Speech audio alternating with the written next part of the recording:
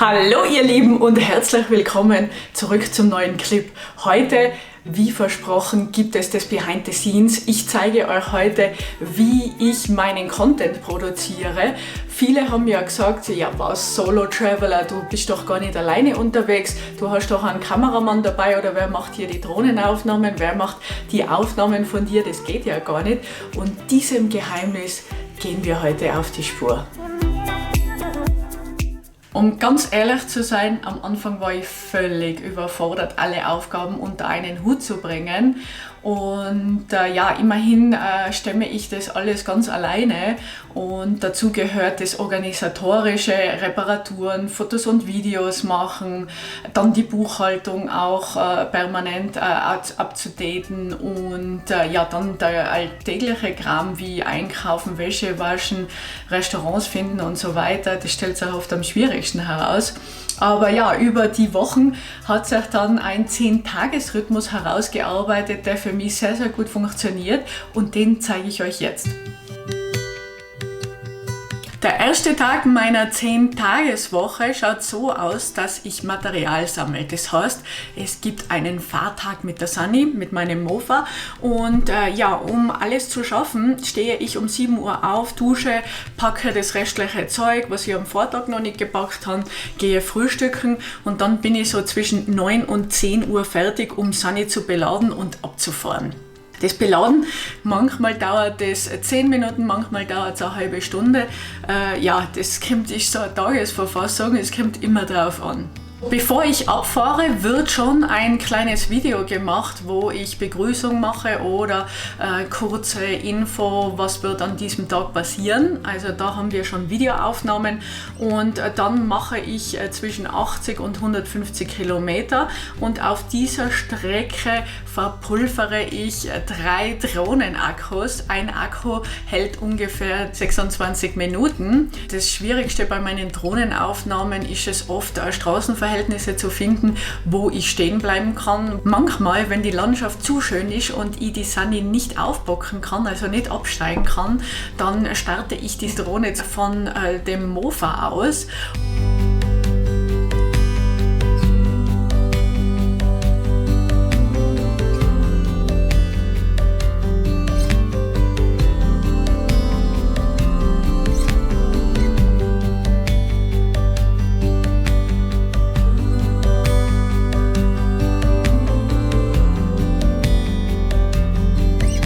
Und natürlich mit der Hoffnung, dass 3-4 Kilometer später ich die Sunny irgendwo parken kann, um die Drohne zu landen und sie dann auch wieder einzupacken.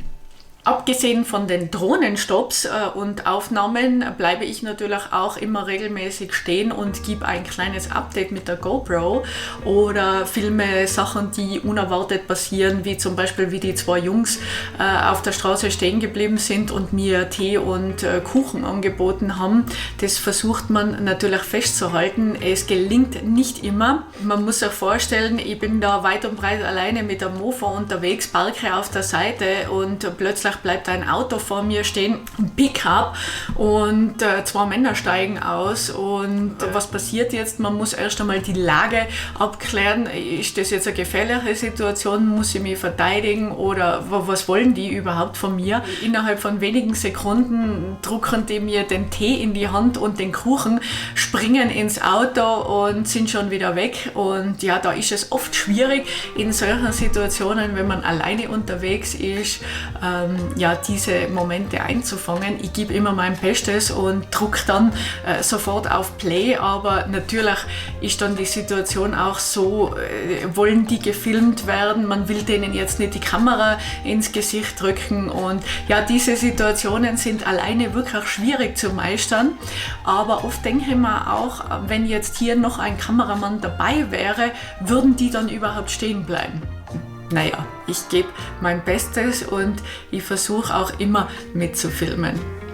Ja, und dann pro Fahrtag gibt es auch immer noch 2 Fotostops, wo ich Fotos produziere für Instagram und Facebook. Und diese Stops, die sind immer besonders herausfordernd. Da muss nämlich mein Stativ rausgeholt werden, Kamera aufgebaut werden, Sunny positioniert werden und dann ich positioniert werden. Dann löse ich die Kamera mit einer Fernbedienung aus und muss dann auch jedes Mal wieder zurücklaufen zur Kamera und schauen, ob diese Fotos überhaupt was geworden sind. Pass ich, pass Sunny.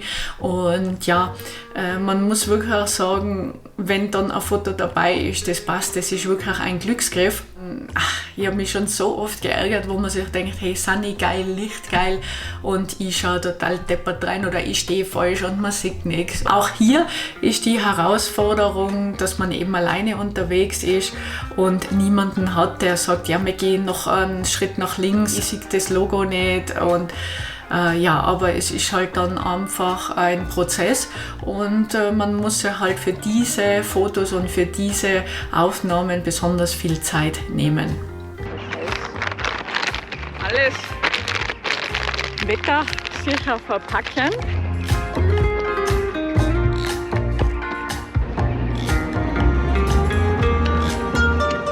Momentan ist es so, dass um 5 Uhr es schon stockfinster ist. Da will ich natürlich nicht auf der Straße irgendwo alleine einen Breakdown haben. Deshalb schaue ich, dass ich früh genug losfahre, dass im Falle eines Problems ich das reparieren kann und dann um ca. 16 Uhr im Hotel bin. Und dann geht es darum, die Sunny sicher zu parken und dann muss ich einchecken und dann am Abend natürlich Wasser einkaufen, Snacks und so weiter. Am zweiten Tag meiner 10-Tageswoche lade ich den ganzen Content, den ich am Vortag produziert habe, auf meinen Computer und sichere ihn auf einer externen Festplatte und dann fange ich an, Fotos zu bearbeiten für Facebook und Instagram. Da wird wirklich jedes einzelne Foto, das ihr seht und noch mehr bearbeitet, mit einem Logo versehen. Ich mache auch teilweise für Instagram und Facebook verschiedene Formate, so dass der Content optimal für jede Plattform genutzt werden kann. Dann schreibe ich dazu Texte, die werden übersetzt und ja, dann verwende ich auch das Programm Instabold mit einer eigenen Schriftart, so dass man Englisch und Deutsch besser unterscheiden kann, dass das auch optisch anspruchsvoller ist und dann werden die Posts geplant. Meistens brauche ich da so um die 4 Stunden oder ich verwende da 4 Stunden am Tag. Und ja, und dann mache ich eine Mittagspause, entweder ich gehe Mittagessen oder spazieren, eben ein bisschen raus. Ansonsten verbringt man wirklich sehr, sehr viel Zeit im Hotel. Und dann am Nachmittag geht es darum, vorbereiten für den nächsten Tag. Da recherchiere ich die Strecke, wie viele Höhenmeter muss ich machen, weil ganz am Anfang habe ich überhaupt nicht kapiert, dass ich natürlich, wenn ich über einen Gipfel drüber fahren muss, viel, viel mehr Zeit brauche. Bergauf kann ich nämlich nur 12 km/h fahren. Und ja, also da bereite ich mich inzwischen ein bisschen besser vor mit den Höhenmetern. Kann mir dann ungefähr ausrechnen, wie viele Stunden ich brauchen werde. Wichtig, Sehenswürdigkeiten am Weg. Ich will natürlich nicht dann im Nachhinein feststellen, ich habe hier ein UNESCO-Weltkulturerbe übersehen und bin einfach vorbeigerauscht. Wenn ich ungefähr weiß, was mich am nächsten Tag erwartet, dann suche ich ein Hotel. Wichtig dabei ist, gibt es einen privaten Parkplatz für die Sunny, damit sie sicher untergestellt ist. Am Anfang war das nicht so schwierig. In den großen Städten haben die meisten Hotels Garagen oder abgesperrte Parkplätze. Inzwischen in den kleineren Städten merke ich, dass es das nicht gibt. Und da ist es dann wichtig herauszufinden, ob sie Security-Kameras haben, die eben, wenn ich die Sunny vor dem Hotel parke und absperre, dass die ja auch geschützt ist. Und ja, dann wichtig natürlich Wi-Fi, ohne Internet geht hier gar nichts, wie ihr merkt. Und dann auch, wie sind die Zimmer? Gibt es einen Arbeitsbereich für mich? Habe ich genug Platz, um mein Equipment zu lagern? Ja, da habe ich auch am Anfang nicht sehr viel Wert drauf gelegt und inzwischen ist es sehr, sehr wichtig, dass ich merke, also dass ich genug Platz im Zimmer habe, um zu arbeiten. Und ansonsten muss ich ins Restaurant gehen und da ist es halt schwierig, wenn man 8 Stunden am Computer sitzt, sich da zu konzentrieren und effektiv zu arbeiten. Wenn ich das erledigt habe, dann besuche ich die Sanni ganz schnell für einen kleinen Check-up. Passt alles, passt der Reifendruck. Es ist nämlich schon passiert, dass ich starten wollte und ich hatte einen Platten. Und ja, also ich schaue, passt bei der Sanni alles, mache ein kleines Service, meistens alle 200 Kilometer wird die Kette geölt und dann geht es darum, mein Equipment, was ich mit habe, aufzuladen, die Akkus zu laden und zu packen für den nächsten Tag. Ich reise mit einer Fotokamera, einer GoPro und einer Drohne und ja, ihr könnt euch vorstellen, für jedes Gerät hat man mindestens 3 Akkus, dann noch diverse Grip Gears, Stativ und so weiter. Und ja, da kann ich nur einen kleinen Tipp an alle Newly Vlogger geben, nehmt euch eine Steckleiste mit für den Strom, weil in vielen Hotels gibt es nur 1 oder 2 Steckdosen, eine im Raum und eine im Badezimmer und ja, also ich brauche mindestens 5 bis 6 Stecker, um all meine Akkus zu laden. Ja, und dann geht es wieder darum, essen gehen und schlafen gehen. Diese 2 Tage, Fahrtag und Editing-Tag, wiederhole ich 2-mal. Dann gibt es noch einmal einen Fahrtag, das sind 5 Tage. Und dann geht es los mit den Vlog-Tagen. Und die Vlog-Tage, das sind 2 Tage, da sitze ich generell nur vor dem Computer. Da wird wieder der ganze Content auf meinen Computer geladen, den ich am 5. Fahrtag produziert habe. Dann wird das Video bearbeitet und die Videobearbeitung ist so, man sagt Daumen mal Pi, 1 Stunde pro fertige Minute im Video, das heißt 8 Minuten im fertigen Video, 8 Stunden Arbeit. Und viele, viele Kommentare habe ich erhalten über meine Musikauswahl und da bin ich mega happy drüber, weil da lege ich sehr, sehr viel Wert drauf. Ganz am Anfang habe ich noch Free Music von YouTube runtergeladen. Inzwischen habe ich ein Abo bei Artlist und die haben wirklich super tolle Indie-Künstler. Manchmal geht es ganz schnell. Oft suche ich wirklich stundenlang die richtige Musik, die die Stimmung vermittelt, die ich auf dieser Strecke erlebt habe oder die mich gerade beschäftigt. Und ja, da bin ich umso happier, wenn dann nach dem Veröffentlichen oft Kommentare drinnen sind, Maggie, die Musik war wieder Hammer und viele fragen dann auch nach den Künstlern und ja, nur zu gerne gebe ich dann die Musiktipps weiter. Wenn das Video soweit fertig geschnitten ist und ich die passende Musik hinzugefügt habe, dann geht es darum, Color Grading. Ich versuche dann die Bilder farbmäßig anzupassen und vielleicht noch das letzte Pfündchen rauszuholen und dann auch noch das Audio anpassen. Manchmal, wenn man Audio schneidet, dann gibt es so einen komischen Sound am Anfang und da lege ich Übergänge drüber, damit das alles schön klingt und dann passe ich auch das Audio so an, dass es über das ganze Video ungefähr die gleiche Lautstärke hat. Ihr kennt es ist oft so nervig, wenn man ein Video anschaut, erst da geht es ganz ruhig los und auf einmal springt der Pegel nach oben und ja, man ist dann halt aus der Stimmung raus und das will ich natürlich vermeiden. So, dann ist das Video sozusagen fertig. Ich rendere es raus und gehe dann schlafen, weil am 2. Tag in der Früh schaue ich mir das Video noch einmal an und merke dann, da hinkt es ein bisschen, da muss ich es noch kürzen, da muss ich es ein bisschen schneller machen. Ja, die Musik gefällt mir doch nicht, nehme ich noch was raus. Es geht da um die Feinheiten. Und dann rendere ich es wieder raus, schaue es mir an. Wenn ich dann happy damit bin, lade ich es bei YouTube hoch und gebe dann den Marvin bei Mofakult Bescheid. Der hilft mir nämlich immer ganz, ganz lieb mit dem Titel und dem Subtitel. Bis ich vom Marvin Rückmeldung bekomme, kümmere ich mich derweil um den Texter bei YouTube und ich gebe dann auch immer die Etappen hinzu, dass man sozusagen sieht, was in dem Video passiert oder später, wenn man etwas sucht, es schnell findet. Diesen Text produziere ich in Deutsch und Englisch und dann geht es daran, den Untertitel hinzuzufügen. Die dauern ungefähr 2 Stunden pro Video. Und das mache ich natürlich auf Deutsch, dann wird es automatisch aufs Englische übersetzt, aber da habe ich einfach gemerkt, dass in so vielen Hinsicht wird das falsch übersetzt, dass ich da wirklich drüber gehe und das noch einmal überarbeite. Und dann habe ich von vielen Followers, zum Beispiel in Brasilien, habe ich einen Follower, der hat gesagt, Mäcki, mach mir doch portugiesische Untertitel.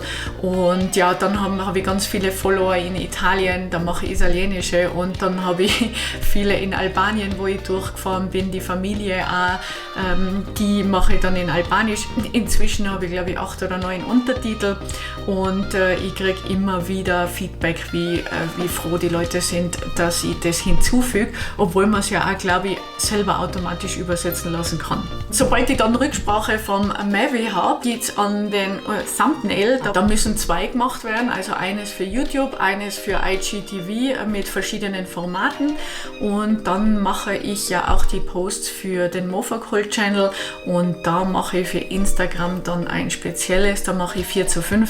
Und dann geht es darum, die Posts vorzubereiten, hochgeladen und dann noch einmal separat Texte geschrieben.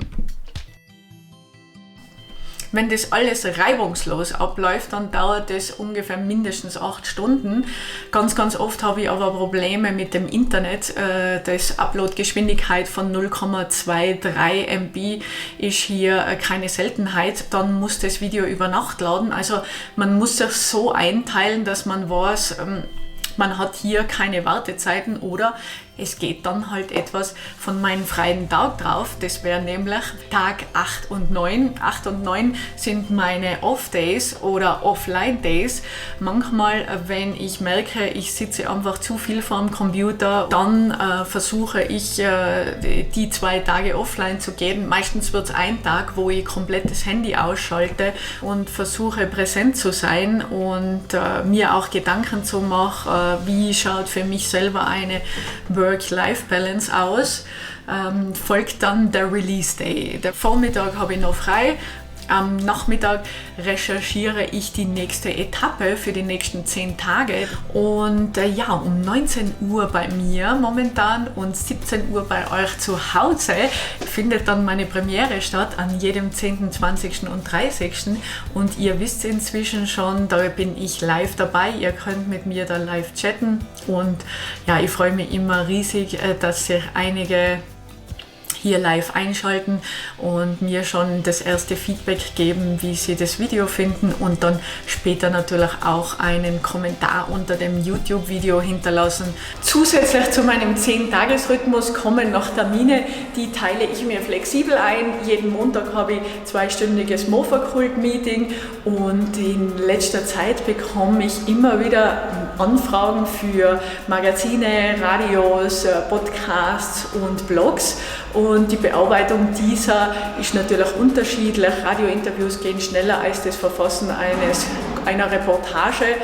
Den restlichen Kram, den lasse ich jetzt an dieser Stelle aus, denn ich muss meine Wäsche waschen, wie ihr gesehen habt im Video. Mein T-Shirt ist dreckig, meine komplette Wäsche ist dreckig und ich muss mich vorbereiten für den 20.12., denn in diesem Video machen wir uns auf die Spuren der Baumwolltransportstraße um den Wannsee, 3. Etappe. Ich nehme euch natürlich mit, freue mich schon riesig und ja, vielen Dank, dass ihr wieder mit dabei wart.